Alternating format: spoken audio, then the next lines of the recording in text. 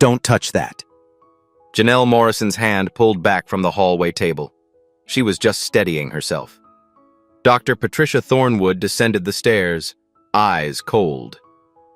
"What are you doing up here?" "Mr. Whitmore asked me to—" "I don't care what he asked." Thornwood's voice dropped lower. "Listen carefully. Real professionals are working with Dylan today. Certified specialists, people with actual degrees." She stepped closer. Too close. "You're here to clean toilets, not to interfere. Your kind always thinks you can just insert yourselves where you don't belong." Janelle's fingers tightened around her supply caddy. "Use the service stairs, stay in the kitchen, and if I see you near Dylan's wing again, you'll be looking for a new job. Understood?" Janelle's jaw tightened. She turned toward the back. But 72 hours later, this woman they humiliated would reach Dylan in ways no credentialed expert could. 4 hours later, Janelle was upstairs, second-floor hallway, far from where Thornwood could see her. She pushed the cleaning cart quietly. The vacuum could wait. Mr. Whitmore had specifically asked her to tidy this wing. A door opened down the hall. 3 specialists emerged from Dylan's therapy room. Their faces said everything. Another session. Another failure. Dr. Thornwood led the group. "He's simply unreachable. The neural pathways aren't forming. I've said this from the beginning." A younger therapist followed. "Maybe if we tried, we've tried everything." Thornwood's heels clicked toward the stairs. "Some children are beyond help. The sooner Mr. Whitmore accepts that, the better." They descended, voices fading. Janelle noticed movement near the floor. Dylan sat against the wall. 7 years old, small for his age. His hands moved in repetitive patterns. Fast, then slow. Fast, again. Most people would see a child stimming, acting out, lost in his own world. But Janelle had spent 12 years watching hands speak. She set down her spray bottle, knelt on the carpet, watched. Dylan's right hand touched his throat. Light tap.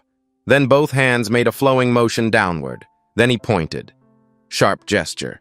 Frustrated. He repeated it. Throat, flow, point. Throat, flow, point.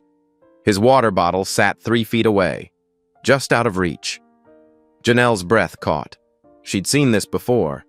Elena used to do something similar before Janelle learned proper ASL, creating language from need.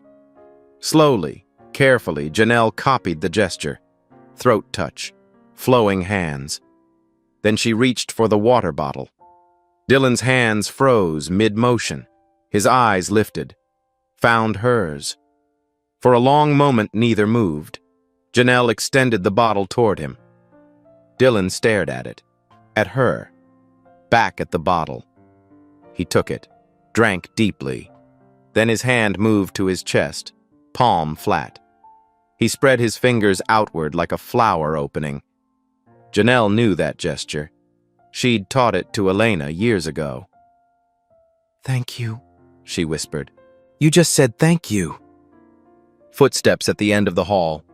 Richard Whitmore stood there, frozen, watching.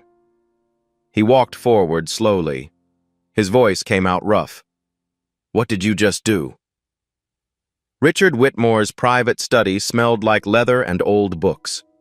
Warm lighting, floor-to-ceiling windows overlooking the city. Janelle sat on the edge of a chair, hands folded, still in her uniform. She didn't belong here. They both knew it. Richard paced behind his desk. He'd been silent for 30 seconds. Finally, he stopped. "Mrs. Morrison, I need you to explain what I just saw." Janelle's voice came out carefully, measured. "Mr. Whitmore, I don't want to overstep. You gave my son water." He leaned forward. The therapy team spent 90 minutes in that room. He wouldn't look at them, wouldn't respond. They left calling him unreachable. His jaw tightened. You knelt down for 10 seconds. He looked at you. He communicated. He said thank you. The silence stretched. I'm not asking as your employer, Richard said quietly.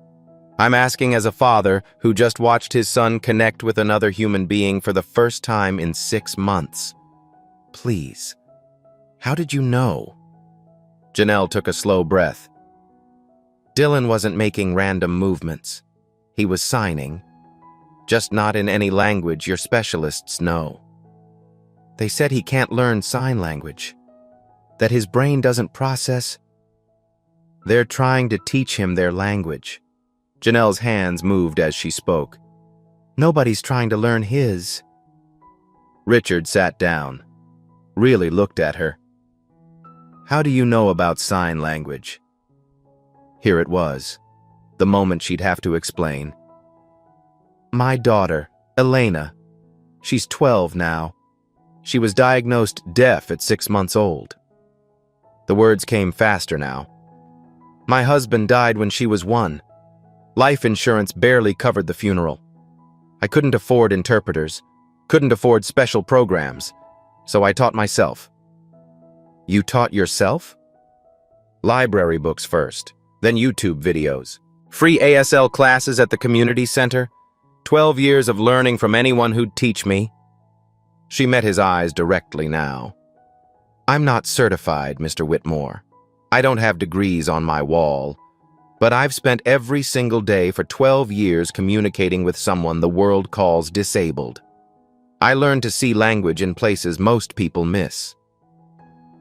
Richard's pen tapped against his notepad, a rhythm, thinking. You said Dylan is using his own language? Linguists call it home sign. When deaf children don't have access to formal sign language, they create their own system. It has rules, grammar, consistency. It's real language, just personalized. She leaned forward slightly. Dylan's therapists are trying to force his brain into their box. Standard ASL, standard methods. But his brain doesn't work standard. So he invented his own way to communicate. And everyone's calling it failure. The leather chair creaked as Richard stood. He walked to the window, looked out at nothing. Can you learn it? His language? I think so, if he'll let me. And then what? Teach us? Teach him actual ASL once you've built that bridge? That's the idea. Richard turned back. Dr. Thornwood has 3 PhDs, 20 years of experience. She's published in every major journal, and she just told me my son is hopeless. He crossed his arms. You clean houses for a living, no degree, no certification, no credentials. Janelle started to stand. Mr. Whitmore, I understand. Sit, please. She lowered back down. Here's what I know about credentials, Richard said. My company's best software engineer never finished high school. My head of security learned everything from military field experience. My most profitable investment came from a 19-year-old college dropout. He walked back to his desk. Degrees tell me you showed up to class. Results tell me you can do the work. The pen tapped again. I'm not asking you to replace Dylan's therapy team. I'm asking if you'd spend time with him. Document what you see. Build this bridge you're talking about. Janelle's throat tightened. If Dr. Thornwood finds out... Let me worry about Dr. Thornwood. His voice was firm, final. You'll have full access. His therapy records, his medical files, his daily schedule. Everything. He opened a drawer, pulled out a leather journal, set it on the desk between them.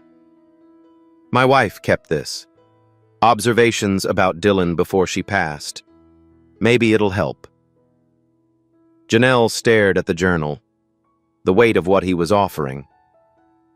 Mr. Whitmore, what if I fail? Then we're exactly where we are now.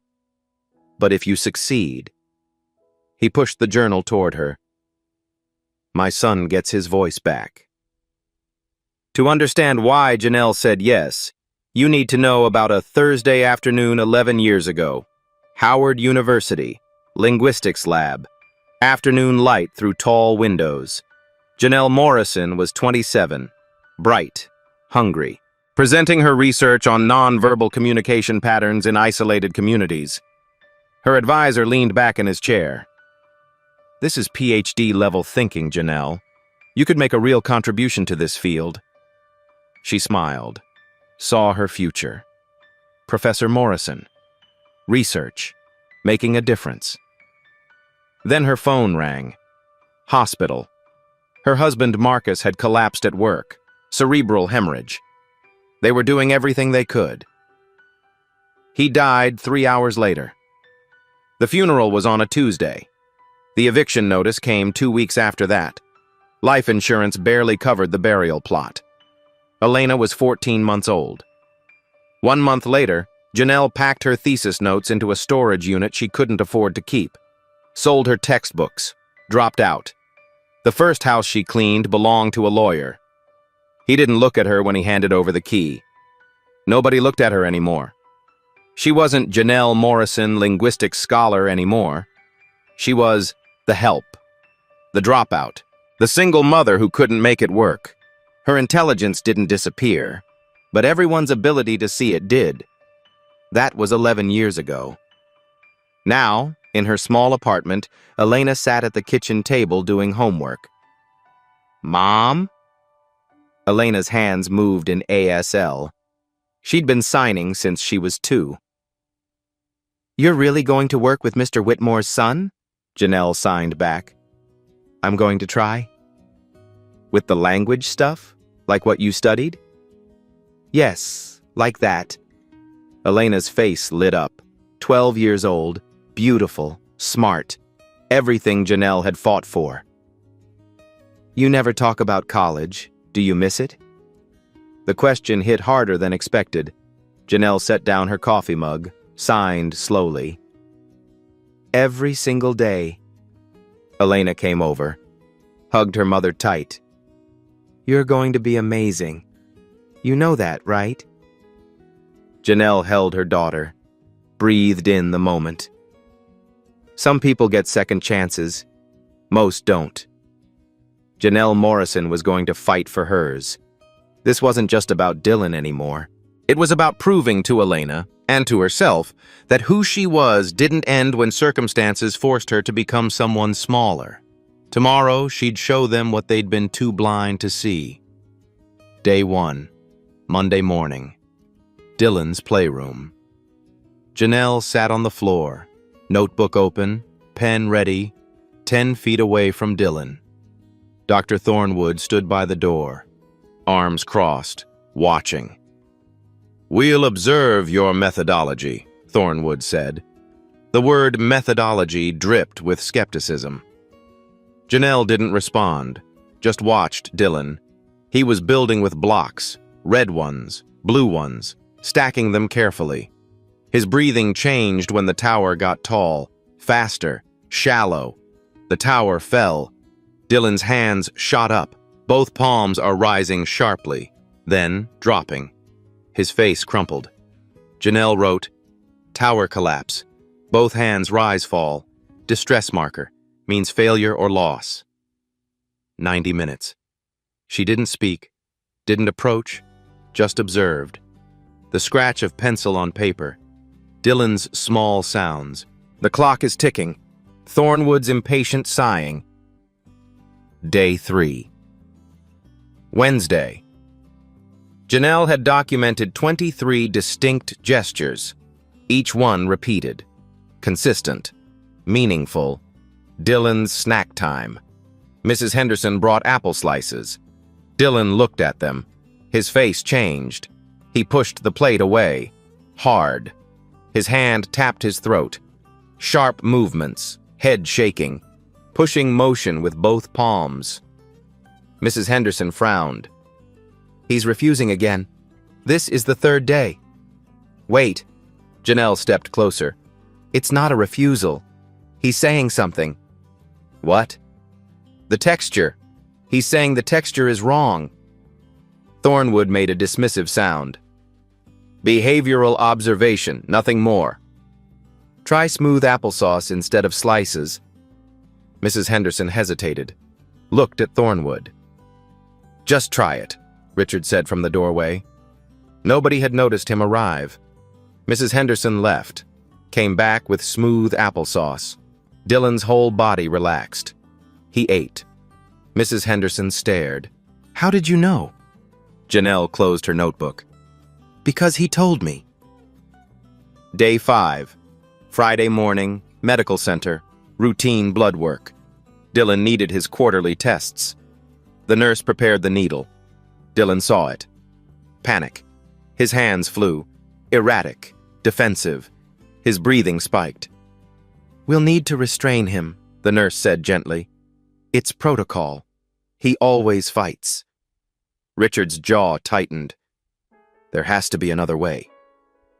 Janelle knelt, eye level with Dylan. Her hands moved, slow, deliberate. First, the gesture Dylan used for hurt, finger-tapping location. Quick. Then she created something new, a soft touch to his arm, her fingers spreading outward slowly. She was asking, "Will this hurt?" "A little." Then answering, "But then it ends. Small pain. Then freedom." Dylan's eyes locked on her hands, processing. He'd never had someone explain what was coming, in his language, with honesty. Slowly, so slowly, Dylan extended his arm. The nurse's eyes widened. She drew the blood quickly, professionally. Dylan winced, but he didn't pull away. He kept watching Janelle's face. When the bandage went on, Dylan made a new gesture. His hand pressed to his heart. 2 firm taps. Janelle understood immediately. "Brave," she whispered. "You're saying you were brave." She repeated his gesture back to him. Validation. Dylan's small smile was worth everything. The nurse stood there, stunned. "In 3 years, we've never done that without restraints." "What did you do?" Richard's voice came from behind them, rough with emotion. She spoke his language. Dr. Thornwood watched from the doorway. Her face was unreadable. She turned, left without a word. That silence was more dangerous than any argument, because Thornwood wasn't defeated. She was planning. The formal dining room had been converted into a conference space. Long table, leather chairs, professional and cold. Richard sat at the head.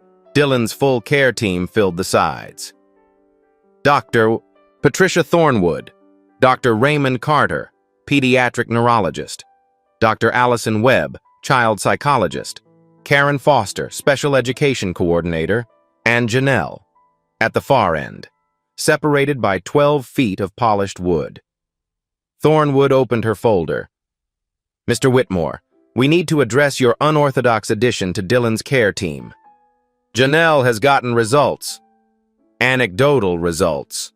Thornwood's tone was surgical. "Dylan has good days and bad days. Mrs. Morrison happened to be present during good days. Correlation, not causation." Dr. Carter leaned forward. "Home sign systems are documented, yes, but they're limiting. Dylan needs standardized ASL for long-term development. Encouraging his invented signs could actually delay real progress." Karen Foster adjusted her glasses. "There are liability concerns.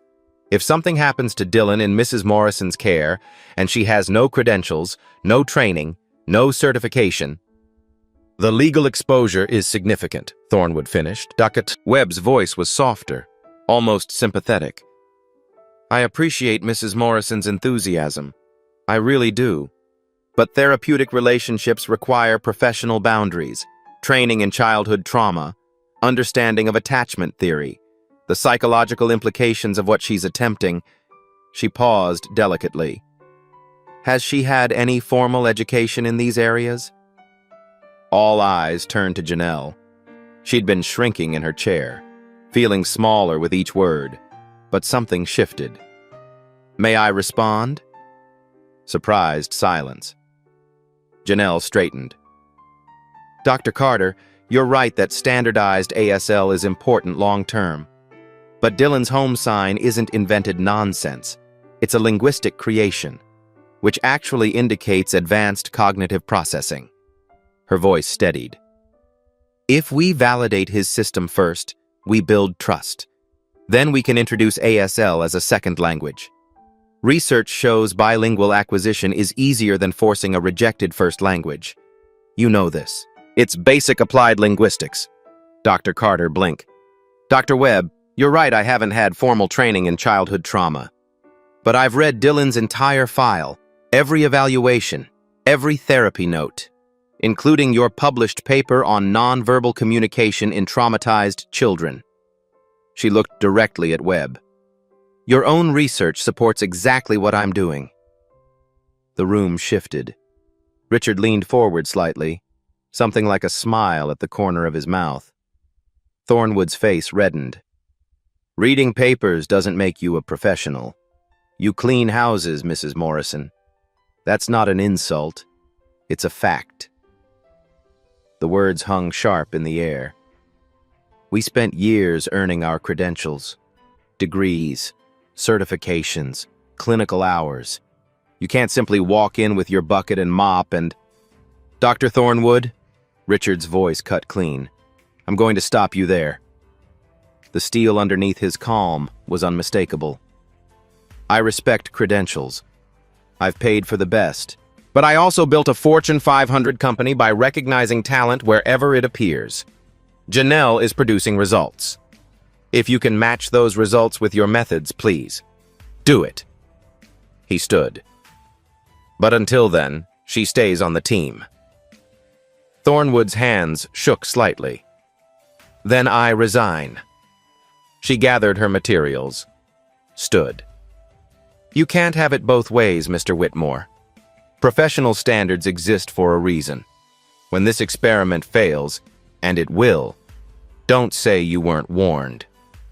She walked out, heels clicking, door closing with finality. The remaining team members looked uncomfortable, but none followed. Dr. Webb spoke first. I'll stay, but we need documentation. Everything Janelle does, documented. Richard nodded. Agreed. The meeting ended quietly, but the real battle had just begun. 3 weeks later, Dylan Whitmore was a different child. Morning routine, kitchen, 7:30. Dylan's hands moved with purpose. He pointed to his chest, then made the gesture for blue, then pointed to his shirt drawer. Mrs. Henderson understood immediately. You want the blue shirt? Dylan nodded, smiled. It was the first time he'd chosen his own clothing. Janelle watched from the doorway, her documentation book filled with progress notes. Dylan's gesture vocabulary now numbered 127 signs, his own system, plus 43 standard ASL signs she'd taught him. He was becoming bilingual. Breakfast. Dylan made the sign for hungry, then pointed to the pantry, specific cabinet. Third shelf. He wanted the honey cereal, not the regular one. For 7 years, people had chosen everything for him. Now he was choosing for himself. Mrs. Henderson had learned Dylan's basic signs. She responded in kind, adding the ASL equivalent. Honey cereal, good choice. The data was undeniable. Communication attempts per day was 3 to 5, now 40 to 60. Behavioral episodes, down 70%. Eye contact increased from 5% of interactions to 60%. Dylan wasn't just communicating. He was connecting. Saturday morning, public park, first outdoor excursion in 8 months. Dylan wanted the swings. They were occupied. Old Dylan would have melted down or withdrawn completely. New Dylan stood watching, waiting, then made his sign to Janelle. Wait. Then another. Turn. You want to wait for your turn? He nodded. 5 minutes later, a child climbed off the swing, approached Dylan. The child said something. Dylan didn't understand the words, but he watched the child's gesture. pointing at the swing, questioning face. Dylan responded with his own signs, his turn gesture, then held up 5 fingers, 5 more pushes, then you can have it. The other child didn't understand the specific signs, but understood the meaning. The child nodded, stepped back. Dylan's first successful social negotiation. Janelle sat on the bench, tears streaming down her face. This simple, ordinary childhood interaction. This was what $500,000 in therapy couldn't buy.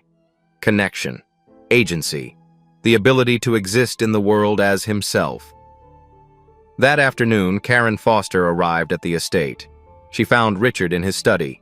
Janelle was there, showing him Dylan's progress charts. "Mr. Whitmore, I have news." Karen set down her folder. "Good news and complicated news." Richard looked up. "Tell me." The school district reviewed Dylan's progress. They're willing to mainstream him into their deaf education program, starting next semester. "That's wonderful." "Yes, but..." Karen's expression shifted. "They require all students to use standardized ASL exclusively. Dylan's home sign system won't be accommodated in the classroom." The room went quiet. "And Janelle can't accompany him. District policy. Educational aides must be certified teachers or licensed therapists." Richard's jaw tightened. "So Dylan's ready for school, but the school isn't ready for Dylan." "That's one way to put it." Janelle stared at her documentation. Months of work. Breakthrough after breakthrough. And now the system was going to undo it all. Success had created a new problem. Dylan was ready for the world. But the world still wanted him to fit into their boxes. The question wasn't whether Dylan could learn. It was whether anyone would let him learn his way. Whitmore Technologies headquarters, 42nd floor, corner office with a view of the entire city. Richard had called Janelle in for a meeting. 6 o'clock, after her shift. She still wore her uniform, felt out of place among the glass and steel. "I've been making calls." Richard gestured to a chair. "Dr. Elena Rodriguez, Georgetown University, Department Head of Linguistics." He handed Janelle a tablet. On screen, an email, long, detailed. Janelle's hands trembled as she read. "This is the most comprehensive documentation of spontaneous home sign development I've seen in 20 years. The linguistic analysis is graduate-level work. The methodological rigor is exceptional. Who is this researcher?" Janelle looked up. "She thinks I'm a researcher?" "Dr. Rodriguez wants to meet you." Richard leaned back. "She's offering academic sponsorship. You'd complete your degree in special education linguistics. Your work with Dylan would count as practicum credit." "Mr. Whitmore, I can't afford..." "Full scholarship. Already arranged through the Whitmore Foundation." The words didn't make sense. Janelle shook her head. "I don't understand. Why would you..." "It's not charity." Richard's voice was firm. "We fund promising research. This qualifies." "But I'd have to stop working with Dylan. I can't leave him in the middle of..." "Hybrid program. You continue with Dylan during the day. Classes are evening and online. It'll take 3 years instead of 2. But you'll have your degree, and more importantly, you'll have credentials to follow Dylan into the school system." Janelle set down the tablet. Her throat is tight. "Mr. Whitmore, why are you doing this?" Richard was quiet for a long moment. He walked to the window, looked out at the city lights. "My wife. Before she died, she made me promise something." His voice roughened. She said, "Don't let Dylan's disability be the only thing people see. Make sure the world sees the brilliant, creative kid he is." He turned back. "I've been so focused on fixing Dylan that I almost missed the parallel. I was looking at you and seeing the Maid, not seeing the person who was saving my son. This isn't charity, Janelle. It's me keeping my promise to my wife. Make sure people see what's actually there." The silence stretched, heavy with meaning. I'll need to talk to my daughter. Janelle's voice cracked. This means less time at home, more pressure on her. Elena's school tuition, also covered. Same foundation. Richard's expression softened. Smart kids deserve opportunities too. Janelle couldn't speak.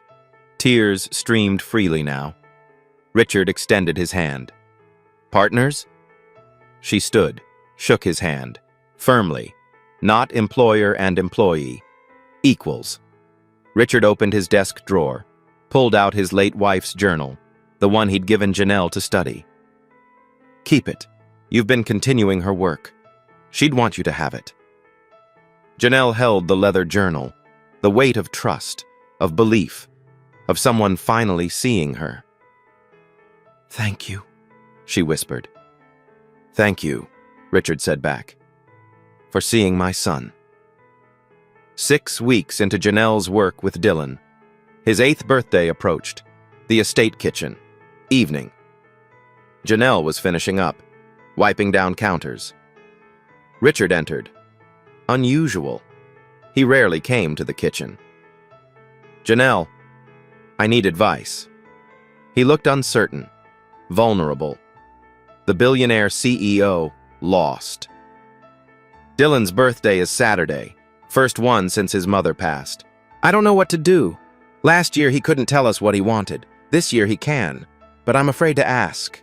Afraid I'll get it wrong. Janelle set down her cloth. Have you asked him? How? Come on, I'll show you. Dylan's bedroom. Soft lamplight. The room was neat but impersonal, decorated by professionals who didn't know him. Dylan sat on his bed, reading a picture book. He looked up when they entered, surprised to see his father at this hour. Janelle moved slowly, deliberately. She demonstrated the signs. ASL. Clear and simple. What? Want. Birthday. Celebrate. Richard watched. Awkward at first. His hands moved stiffly. But he tried. Copied her movements. What? Want. Birthday? Dylan's eyes widened. His father was using his language, actually trying to speak to him. For a long moment, Dylan just stared. Then his hands moved. He pointed to a poster on his wall. An aquarium, bright fish, blue water.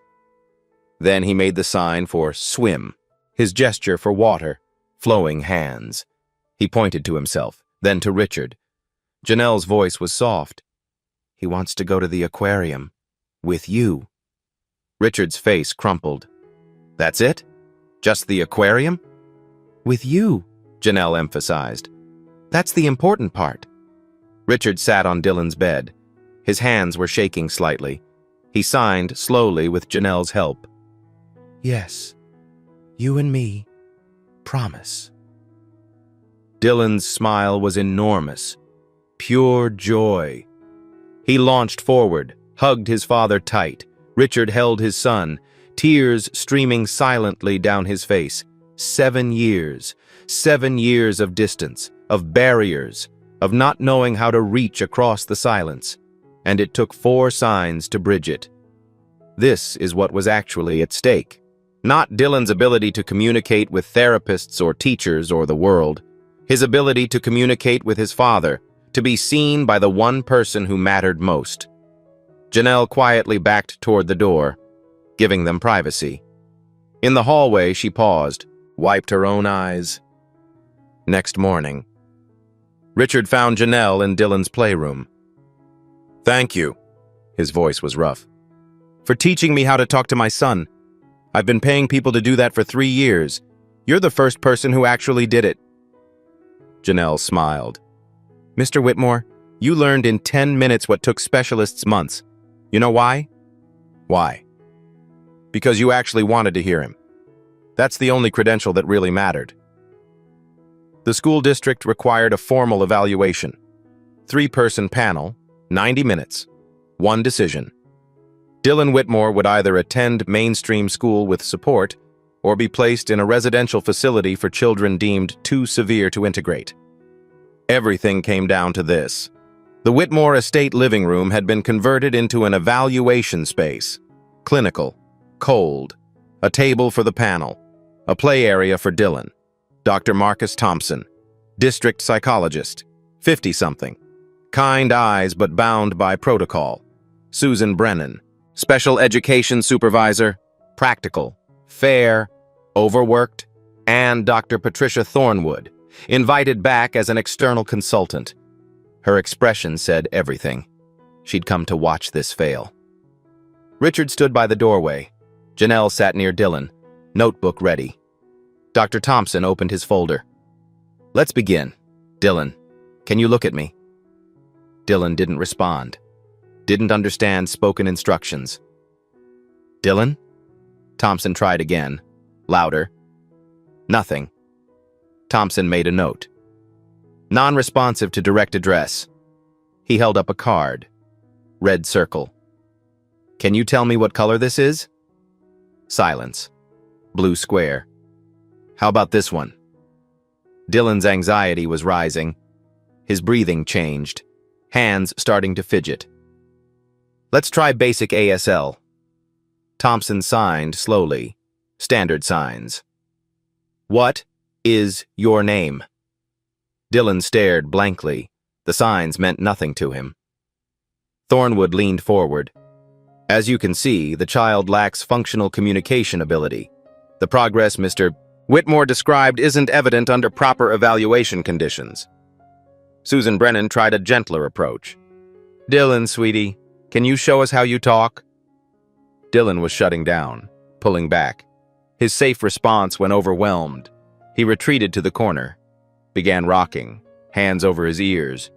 Thompson sighed, wrote more notes. "I'm seeing severe social communication disorder, inability to respond to multiple communication modalities. My recommendation would be, stop!" Everyone turned. Janelle had stood up. "You're evaluating him in a language he doesn't speak. Let me translate." Thornwood's voice cut sharp. "Mrs. Morrison, this is a standardized evaluation. We cannot modify Let her try." Richard's voice from the doorway. Final. Janelle moved slowly, sat on the floor at Dylan's level. Her hands moved. Dylan's language, his signs, the gesture for scared, then safe, then try. Dylan's rocking slowed. His hands came down from his ears. He looked at Janelle. She signed again, asking permission, offering safety. Dylan nodded, small, uncertain.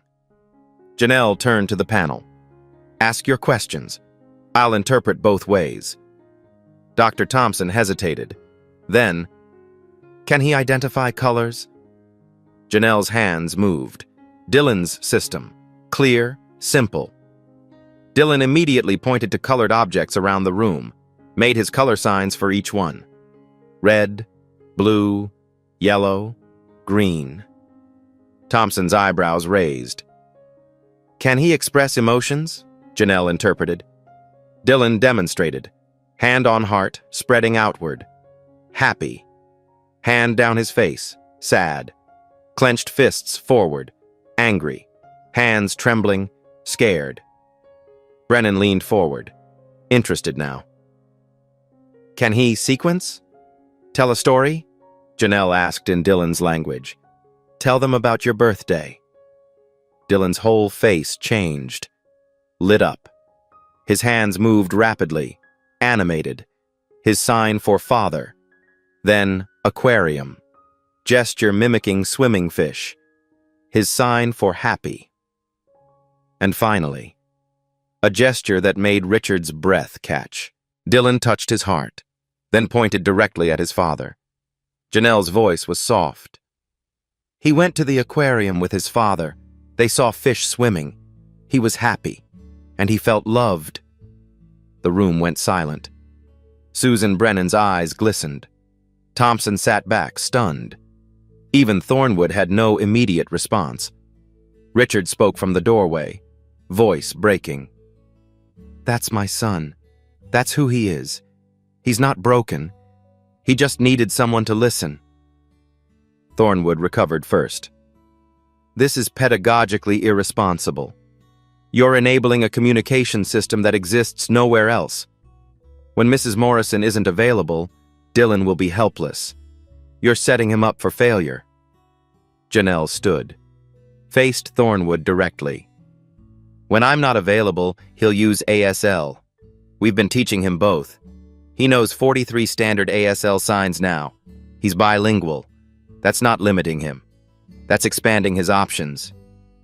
You're not a certified... I will be. Janelle's voice was steady.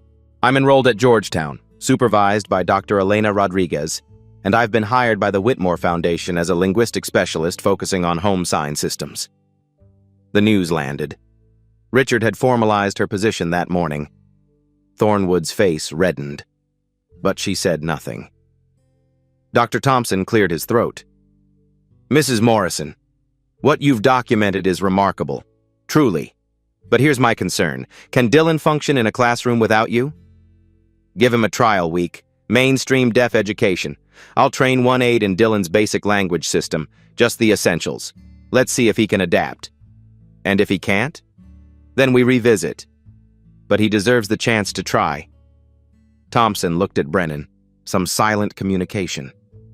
They stepped into the adjacent room, deliberated. 5 minutes. The longest 5 minutes of Janelle's life. The clock ticked. Dylan played quietly, unaware of what hung in balance. Richard's hand rested on Janelle's shoulder. Thornwood gathered her materials, expression unreadable. The panel returned. Thompson spoke. Trial approval, 1 semester. Mainstream deaf education classroom with trained support aide. Monthly evaluations. If Dylan shows continued progress, we make it permanent. He paused. Mrs. Morrison, the district has 17 other children with complex communication needs. Would you be willing to work with them as a paid consultant? Janelle's throat closed. Yes, I'd be honored. Thornwood stood abruptly. I hope you understand the precedent you're setting. Thompson met her gaze. I do. We're setting a precedent that we listen to what works, regardless of where it comes from. Thornwood's jaw tightened. She walked to the door, stopped. When this fails, don't say I didn't warn you. The door closed behind her. Final. Dylan had been watching. He walked over to Janelle, made the sign they'd created together, hand to chest, spreading outward. Thank you. Then something new. Dylan's hands formed a circle, held it over his heart. Janelle's eyes filled. What's that? Dylan signed in his system. Clear, deliberate. Friend. The panel watched. Susan Brennan wiped her eyes openly. Dr. Thompson smiled. Mrs. Morrison, I think you just proved our point. Richard stepped forward, put his hand on Dylan's shoulder. My son has a voice now, because someone finally listened. Janelle knelt, hugged Dylan. 7 years of silence. Broken. Not by expensive specialists, not by credentials or degrees, by someone who cared enough to learn his language instead of forcing him to learn theirs. 6 months later. Georgetown University Auditorium. 300 people filled the seats. Speech pathologists, educators, linguists, disability advocates, journalists, academic conference. Bridging communication, innovations in developmental linguistics. The stage was simple. A podium, 3 chairs, a screen for presentations. Dr. Elena Rodriguez stepped to the microphone. Today we're presenting research that challenges everything we thought we knew about language acquisition in nonverbal children. She paused. Our presenter didn't have a degree when this work began. She had something more valuable, the humility to learn from a 7-year-old boy. Applause. Please welcome Janelle Morrison. Janelle walked onto the stage. Professional clothes, confident stride, her documentation materials under her arm. 6 months ago, she'd been told to use the back stairs. Today, she was presenting research submitted to the Journal of Child Language. She reached the podium, looked out at the audience. 18 months ago, a doctor told me I was a distraction to real professionals. Told me to stay in my place, use the service entrance, know my role. The room went quiet. Today I'm here because I forgot to stay in my place. Scattered laughter. Knowing. I want to start with a question. How many of you have ever been underestimated? Hands rose throughout the auditorium. Dozens. Then more. Keep your hands up if someone told you that you didn't belong somewhere because of your background, your degree, the way you look. More than half the room. Now put your hands down if you let that stop you. Most hands lowered, a few remained up. Nervous laughter. This is a story about not letting that stop you. More importantly, it's about what we miss when we decide someone doesn't have value before we bother to listen. The presentation began. Slides appeared on screen. Dylan's gesture dictionary. 200 documented signs. Video footage, split screen. Dylan at 7, non-communicative. Dylan at 8, bilingual. When we validated Dylan's spontaneous language system before introducing standardized ASL, his acquisition rate tripled. Why? Janelle clicked to the next slide. Because we signaled, your way of understanding the world is valid. Now let me show you additional tools. She looked out at the audience. This isn't revolutionary, it's respect. Video played. Dylan in his mainstream classroom, signing with other deaf students, standard ASL, fluent, natural, then recess. Dylan teaching his home signs to hearing classmates. They laughed together, played together. Dylan was thriving. The video ended. Dylan now functions in 2 languages, his intuitive home sign system and American Sign Language. He code switches depending on context, the same way any bilingual person does. Another slide. Statistics. Based on this success, the Whitmore Foundation funded a pilot program, First Language Validation Protocol. In 6 months, we've worked with 23 children previously labeled unreachable. 19 are now communicating effectively. 4 are in mainstream classrooms. The numbers were undeniable. Janelle stepped back. Richard Whitmore will share the parental perspective. Richard took the podium, composed, but emotion underneath. I'm a businessman. I believe in return on investment. I spent $500,000 on specialists, therapies, equipment, state-of-the-art interventions. He paused. I got incremental improvement. Another pause. I paid one woman, someone I'd barely noticed was brilliant, a fraction of that amount. She gave me my son back. His voice roughened.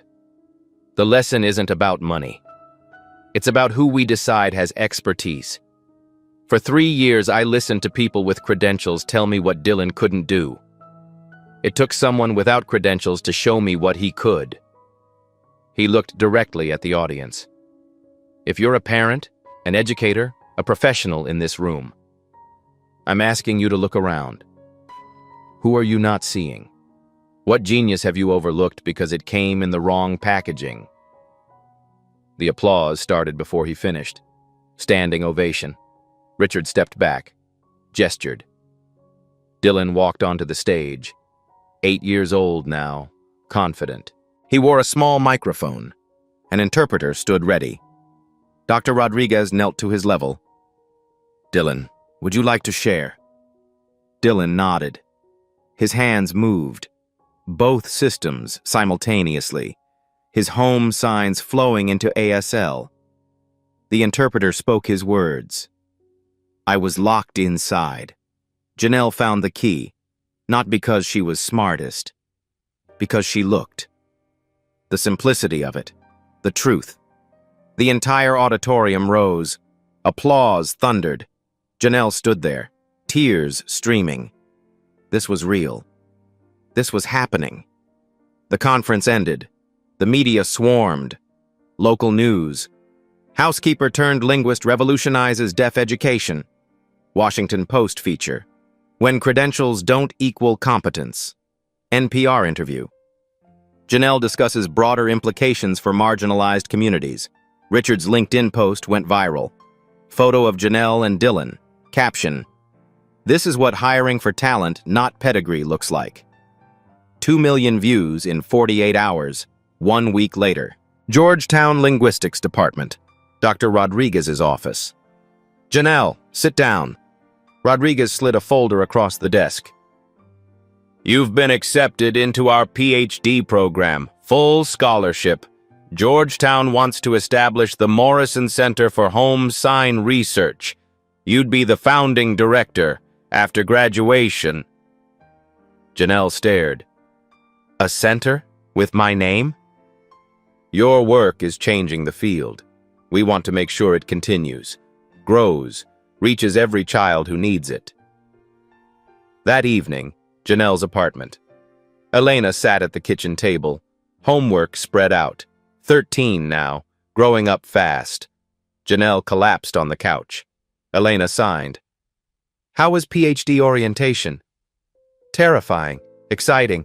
I don't know what I'm doing." Elena brought her mother tea. Role reversal. The daughter caring for the mother.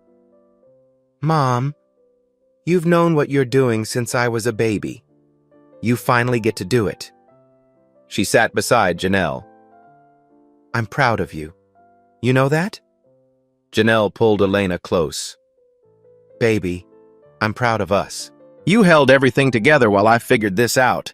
This is your win, too." 2 months later. Dylan's 9th birthday party. Not fancy, normal. Backyard. Bounce house. Kids everywhere. Deaf classmates, hearing classmates. All of them communicating, signing, laughing. Dylan ran past. Pure joy. Completely integrated. Janelle arrived. Miss Morrison, educational consultant. Now. But still close to the family. Dylan saw her. Ran over. His hands moved. Clear. Emotional. "Thank you for my voice." Janelle signed back. "You always had a voice. I just helped other people hear it." Richard approached, holding an envelope. "Open it." Inside, a certificate. Official. Embossed. The Sarah Whitmore Morrison Center for Communication Innovation. Dedication of the new linguistics building wing, named for his late wife, and for Janelle. Together. "My wife started this by seeing Dylan," Richard said quietly. "You finished it by seeing yourself. This honors both of you." Janelle couldn't speak, just held the certificate, full circle.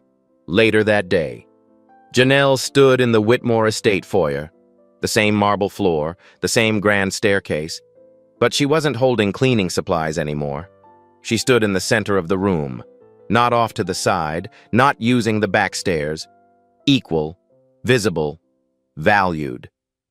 The woman who'd been told to stay invisible had become impossible to ignore. Janelle Morrison's story isn't just about one woman and one child. It's about a question we should all be asking. How many geniuses are we ignoring because they're wearing the wrong uniform?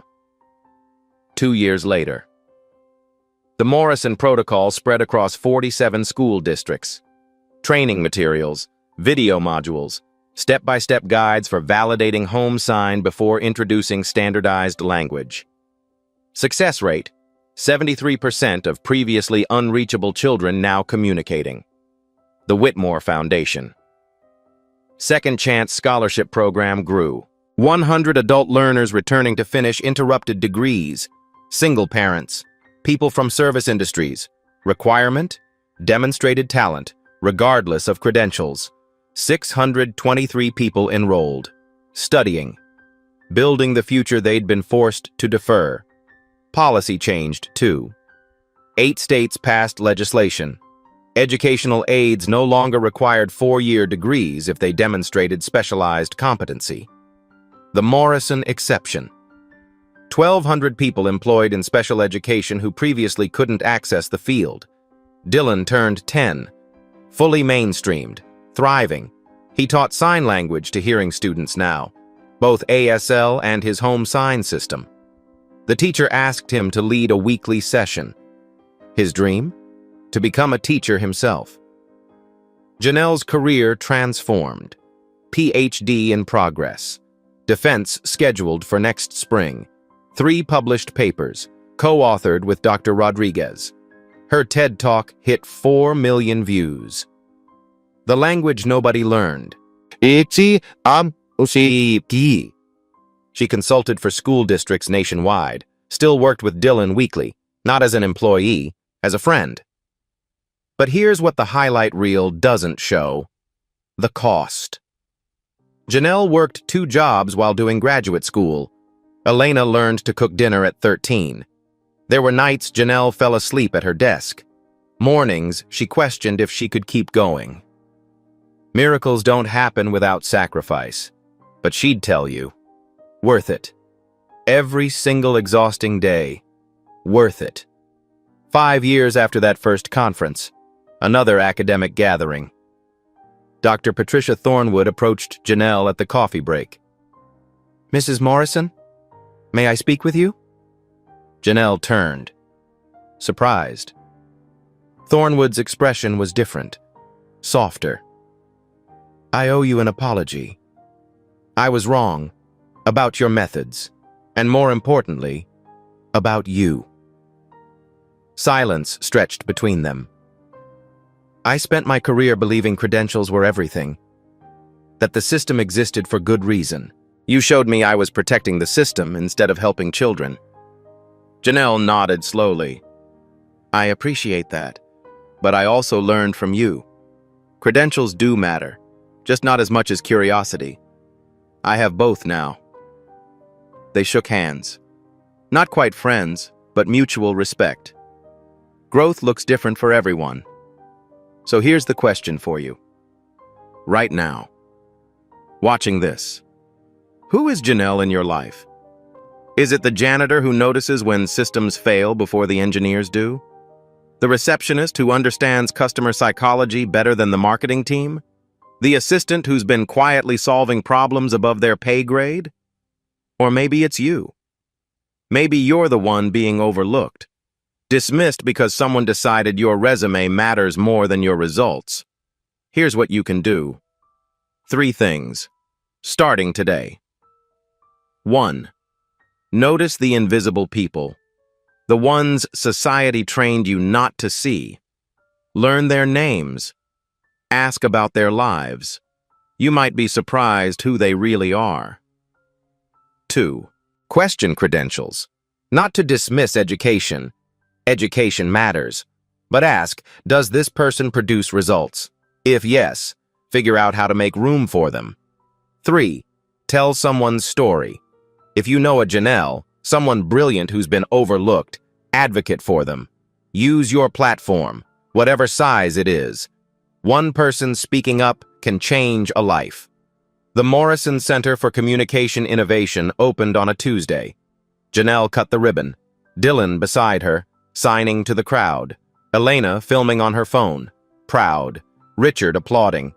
The camera panned across the diverse gathering. Former students, second-chance scholars, families of children helped by the Morrison Protocol, educators implementing new approaches, people who'd been told they didn't matter, proving everyone wrong. Janelle spoke at the opening. "My mother used to say, smart is something you are, educated is something you become. Today, I'm both, but I was always smart." She paused. Let the words land. The world just needed to catch up. Another pause. Don't wait for the world to catch up to you, and don't make anyone else wait either. The applause was deafening, but the real impact? The quiet moments after. People approaching strangers, starting conversations, seeing each other differently. One interaction at a time, building a world where talent matters more than pedigree, where intelligence is recognized regardless of packaging. where no one has to use the back stairs. Share this if you've ever been underestimated. Comment, who is your Janelle? Subscribe to Blacktail's Stories for more stories that challenge what you think you know, because someone's brilliance is counting on you to see it. Notice. Question. Advocate.